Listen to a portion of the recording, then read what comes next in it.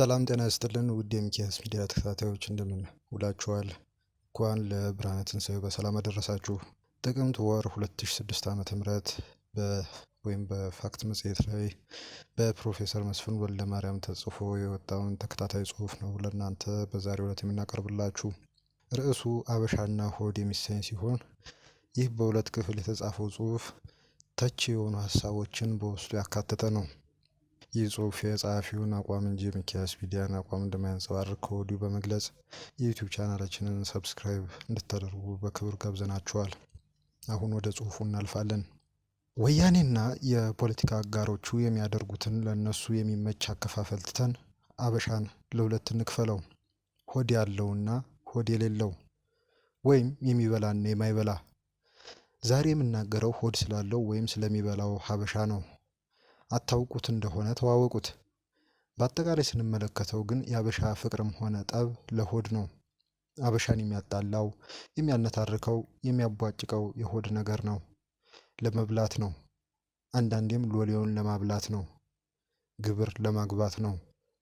አዳም ሀበሻ ሳይሆን አይቀርም። ሁሉንም ነገር ብላ ከተከለከለው በቀር ብሎ ያስቀመጠው ይመስላል። በላባችሁ ወዝ ብሉ ተብለው አዳምና ሔዋን መረገማቸውን አበሻ ገና አልሰማም። አበሻ የተፈጠረው ገነት ውስጥ ቁጭ ብለህ ያለውን ሁሉ ብላ በተባለበት ጊዜ ነው። እግዚአብሔር አበሻን ሁሉንም ብላ ሲለው ምናልባትም በጆሮ ጭራሽ አታስብ ብሎ ይሆናል። እስቲ በመጀመሪያ ስለ ምግብ እንነጋገር። በሌላው ነገር ሁሉ ኋላ ቀር ቢሆንም በምግብ ጉዳይ አበሻን የሚበልጠው ያለ አይመስለኝም። የዓለም ሕዝቦች ሁሉ የምግብ ውድድር ቢያደርጉ በምግብ አይነት፣ በጣዕም፣ በአሰራሩ ጥበብ አበሻ በቀላሉ እንደሚያሸንፍ በፍጹም አልጠራጠርም። የቱ ሀገር ነው ወዝ ያለውና ለስላሳ እንጀራ ያለው? በነጭ ጤፍ፣ በሰርገኛው፣ በጥቁር ጤፍ፣ በስንዴውና በገብሱ፣ በማሽላውና በዘንጋዳው፣ በበቆሎ በእጅ ለመጠቅለል በጉሮሮ ለማውረድ እንደ አበሻ አመቻችቶ የሚሰራ የቱ ህዝብ ነው? እንጀራው ሲፈለግ ቃተኛ ሲፈለግ አነባብሮ የሆነ በቅቤና በአዋዜ ርሶ ሆድ የሚያረስ ምግብ ማን ይሰራል ከአበሻ በቀር? የዳቦው አይነትስ ቢሆን ብዛቱና ጣዕሙ፣ ድፎ፣ የዶሮ ዳቦው፣ አምባሻው፣ ሙልሙሉ ቂጣውስ ቢሆን ስንት አይነት ነው? አበሻ ከጥንትም ጀምሮ የእግዚአብሔር ሰው ነው። ስለዚህም ይጾማል። ለእግዚአብሔር ሲል መንግስተ ሰማያት ለመግባት ሲል ከወዳጁ ከምግብ በተለይም ከስጋና ከቅቤ ይለያል። መጾም ዓላማው ለነፍስ ቢሆንም ለስጋም ትልቅ ጠቀሜታ አለው። በአካል ውስጥ የተጠራቀመውን ጮማና ሞራ ለማራገፍ ይረዳል። አበሻ ግን ምኑ ሞኝ ነው። በሆድ ቀልድ የለም። የጾም ምግብ የሚባል ነገር ፈጥሮ ሆዱን ያስደስተዋል። ስጋና ቅቤ ቀረብኝ ብሎ እንዳይጠወልግ ተቆጥሮ ብዛቱ የማይታወቅ አይነት የጾም ወጥ አለው። ስንት አይነት የአትክልት ምግብ፣ በዚያ ላይ ሽሮ፣ ክኩ፣ ስልጆ፣ ተልባው፣ ሱፉ፣ የሽምብራ አሳው፣ አዚፋው ስንቱ ይቆጠራል። ጾሙ ያልፍና ፍስኩ ሲመጣ አበሻ ፊቱን ከአትክልት ዓለም ወደ እንስሳት ዓለም ያዞራል። ከዶሮ ጀምሮ እስከ በሬው ኡኡ እያለ ለእርድ ይሰለፋል። የዶሮ ወጥ፣ የበጉ ወጥና አልጫው፣ ቅቅሉ፣ ምንቸት፣ አብሹ፣ ክትፎው፣ ጥብሱ፣ ዱለቱ፣ ጥሬ ስጋው፣ ምንቅጡ። የአበሻ ምግብ በዚህ ብቻ አይቆምም። አንዳንድ አበሻን የማያውቁ ሰዎች አበሻ ፍቅር አያውቅም ይላሉ። አበሻ ሌላ ቀርቶ በምግብም ፍቅሩን ይገልጻል። የመዝናኛና የፍቅር ምግብም አለ። እነ ቅንጬ፣ እነ ጨጨብሳ፣ እነ ግፍልፍል እዚህ ውስጥ የሚመደቡ ናቸው። አበሻ የመንገድ ምግብም አለው። አገልግሉ፣ ቋንጣው፣ በሶ፣ ጭኮ፣ የቡና ቁርስ እያለ ቆሎን፣ ንፍሮን በቅቤና በዋዜ ራሰ ቂጣውን፣ አነባብሮን፣ አሹቁን ይከሰክሳል። አበሻ ከተመቸው መቼ ነው ከመብላት የሚያርፈው? የቱ ሀገር ነው በዚህ ሁሉ ምግብ ተወዳድሮ አበሻን ማሸነፍ የሚችለው? አበሻ ምግብ ስለሚወድ የሚያስበላው ነገርም ይወዳል። ቃሪያን መብላት ልዩ ጥበብ ያደረገው ለዚህ ነው። ቂሉ ፈረንጅ አፕሬቲቭ እያለ ከሳቴ ከርስ መሆኑ ነው። አንጀቱን የሚጠብሰውን አረቄ ይጠጣል። በቅመማ ቅመምና በድልህ የተቁላለውን ወጥ በእንጀራ እየጠቀለለ ቢጎርስ እያላበው ይበላ ነበር። የአበሻ ምግብ የሚበላው ወገን በፈረንጅ ሀገር ሲኖር አገሬ የሚለውና የሚናፍቀው የአበሻ ምግብ ነው። ስለዚህም በሄደበት የአበሻ ምግብ አይለየውም። አበሻ ሆዱን ትቶ አይሰደድም። እንዴት ብሎ? አበሻ ድግስ ይወዳል። ድግስ የሚወደው መብላትና ማብላት ስለሚወድ ነው። ለመብላት የአበሻ ምክንያቱ ብዙ ነው። ልጅ ተወለደ ተብሎ መብላት ነው። ልጅ ክርስትና ተነሳ ብሎ መብላት ነው። ልጅ አገባ ብሎ መብላት ነው። ልጅ ሞተ ብሎ መብላት ነው። አበሻ ሰው ቀብሮ ሲመለስ በንፍሮ ይጀምርና ቀስ በቀስ ወደ ሌላው ይተላለፋል። ሃይማኖትም ቢሆን ለመብላት ካልሆነ የነፍስ ጉዳይማ በጣም ሩቅ ነው። ሕያዋን ለነገስታት፣ ሙታን ለካህናት ይገብራሉ በሚለው መመሪያ መሰረት ግብር መቀበል ያለ ነው። ክርስቶስ ተወለደ መብላት ነው። ክርስቶስ ተጠመቀ መብላት ነው። ክርስቶስ ሞተና ተቀበረ መብላት ነው። ክርስቶስ ተነሳ መብላት ነው። ማርያም አረገች መብላት ነው። ማህበርም የሚጠጣው የሚበላው ለማለት ነው፣ ለመብላት ነው። አምላክ በተለያዩ ስሞቹ፣ ቅድስት ማርያም በተለያዩ ስሞቿ፣ መላእክት፣ ቅዱሳን፣ ሰማዕታት ሁሉ ለመብላትና ለማብላት ያገለግላሉ። ወደ መንግስተ ሰማያት ለመግባት አማላጅ ሊሆኑ የሚችሉ ሁሉ ማህበር ለመብላት ምክንያት ሊሆኑ ይችላሉ። የሌሎች ሀገሮች ክርስቲያኖች በመብል አይመለሱም። ገቢያቸው በጠገራ ብር ነው። ስለዚህም አብሮ መብላት ብሎ ነገር የለም። አበሻ የሚበላው የመጣውን ሲቀበል ብቻ አይደለም፣ የሚሄደውን ሲሰናበትም መብላት ይወዳል። ሞትም ቢሆን ለመብላት ምክንያት ነው። ቀብር ብሎ እዝን እያቀረቡ መብላት ነው። ሰልስት ብሎ መብላት ነው። ለሰባት መብላት ነው። ለአርባውም መብላት ነው። የሙት ዓመት ደግሶ መብላት ነው። በቀብር ላይም ቢሆን ለቅሶውም ሆዴ ሆዴ ነው። ለአበሻ ጾምም ቢሆን ለመብላት ነው። የጾም ትልቁ ሚስጥሩ ምግብ እንዲናፍቅ ለማድረግ ነው።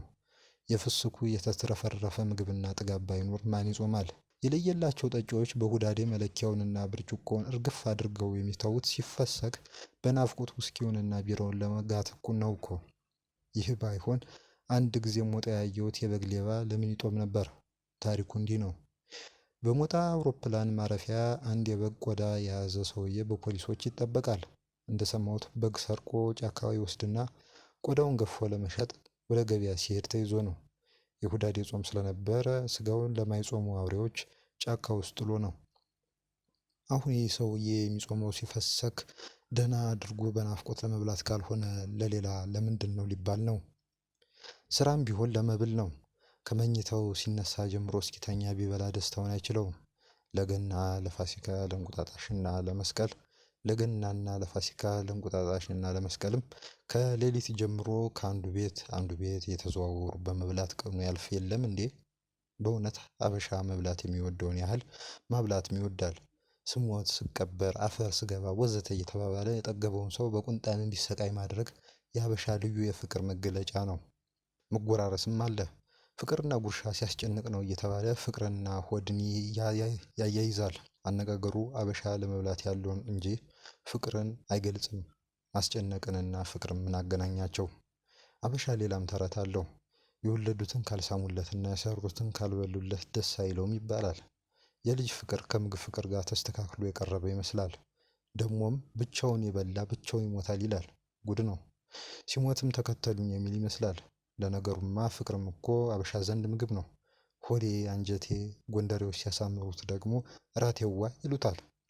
ዛሬ አበሻ ከማብላት ይልቅ ማጠጣት ይወዳል። እስቲ ሰዎች ሰብሰብ ብሎ በሚጠጡበት ቦታ ብቅ በሉ። ያችን የፈረደባትን ጉበት ለማቃጠል በአቦ በስላሴ ማይል የለም። ቸገረኝ ብሎ ገንዘብ የሚጠይቅ አይምጣ እንጂ ለማብላትና ለማጠጣት ለአንድ ጥርኝ ፈሳሽ አበሻ ቸር ነው። በላይ ሰብስ በማርያም ስም አንድ ጥርኝ ውሃ ሰጥቶ አይደለም እንዴ የበላው ሰው ሁሉ የተሰረዘለት? አበሻ በሆድ አይጨክንም። ለአበሻ ምግብ ክቡር ነው። ስለዚህም ምንም ነገር ሲበላ ተቀምጦ ነው። ፈረንጅ ቂሉ በየመንገዱ እንደ መጋዣ ያመነዥካል። በየመንገዱ ማመንዠክ ምግቡን ማዋረድ ነው። ከዚያም በላይ ቆመው ሲበሉ ወደ ጉልበት ይወርዳል ይላል። ለአበሻ ጨጓራና ጉልበት በቀጥታ የተገናኙ ናቸው። ሳይንሱ የሚለው ሌላ ቢሆንም አበሻ ምን ቸገረው? ለመሆኑ ከሆድ ጋር ያልተያያዘ ነገር አበሻ ምን አለው? ነገርም በሆድህ ያዘው ምን ማለት ነው? ነገርም ማብላላት የማሰብ ምትክ መሆኑ ነው። ልጆች ሆነን አይጥ አበላሁት እንል ነበር። አሸነፍኩት ለማለት ነው። ዛሬም ቢሆን ቁማርተኞች በላሁ ተበላሁ ይባባላሉ። አይጥ ከማብላት ገንዘብ ወደ ማብላት ተለወጠ እንጂ ከሆድ አልወጣም። አበሻ በሆዱ የማይይዘው ምን ነገር አለ? ፍቅርም ጥላቻም በሆድ ነው። ቂምም በሆድ ነው። ምኞትም ፍላጎትም በሆድ ነው። ተስፋም በሆድ ነው። መጥኔ ይስጠው ያበሻ ሆድ። ሁሉን ከተናገሩት ሆድ ባዶ ይቀራል። አይ ያበሻ ሆድ የነገር ስልቻ ከመሆኑ በላይ ነገር አልቆበት ነገር እንዳይርበው ጥንቃቄ ማድረግ አለበት። ያበሻ ሆድ እህል ቢያጣና ከእህል ባዶ ቢሆንም ከነገር ባዶ መሆን የለበትም። እህል ቢጠፋም ነገር አይጥፋ። የአበሻና የሆድ ነገር በዚህ አያበቃም። አበሻ ሲያመው ቡዳ በልቶት ነው። ቆንጆውን ሁሉ ቡዳ ይበለዋል። ልብ በሉ ለአበሻ በአይንም ይበላል ማለት ነው። አንዳንዴም ሲያመው መድኃኒቱ ምግብ ነው። ለሆድ ቁርጠት ብላበት። አበሻ ሲሞትም ለቅሶ ሁሉ ስለ ሆድ ነው። የኔ ሆድ ሆዴ እንዴት ይቻለው ፋሲካ እንዴት ልትፈስክ። እስከናካቴው ሆድ የሚባል ቃል ከአበሻ ቋንቋ ፈጽሞ ቢሰረዝ ቋንቋውን ብቻ ሳይሆን አበሻም ጉድ ይፈላበታል። አእምሮ፣ ህሊና የሚባሉትን ቃላት አበሻ አያውቃቸውም። ተግባራቸውንም ሁሉ ለሆድ ሰጥቶታል።